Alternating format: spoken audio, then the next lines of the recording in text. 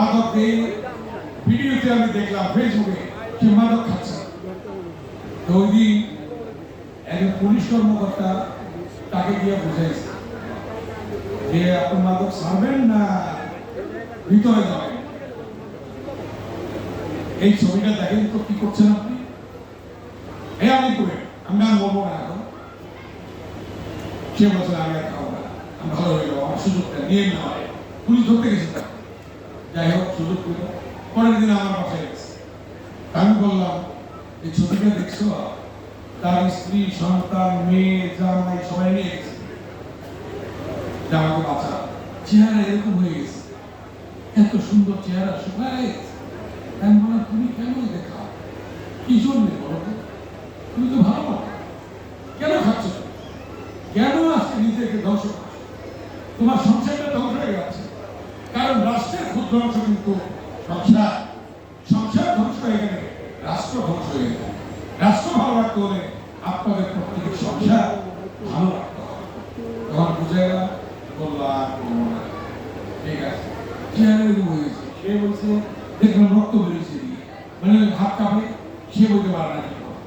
এই জন্য আমরা চাই এরকম সংসার হোক, এভাবে একটু নিঃশ্বাসে মারা যায়, এভাবে দুঃখে দুঃখে মারা যায়, দুঃখে দুঃখে সংসারটা নষ্ট হয়ে যায়। এটা তো করতে দেবেন না।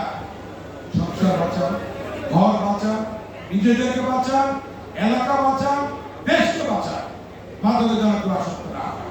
এটা আমার বিনীত অনুরোধ।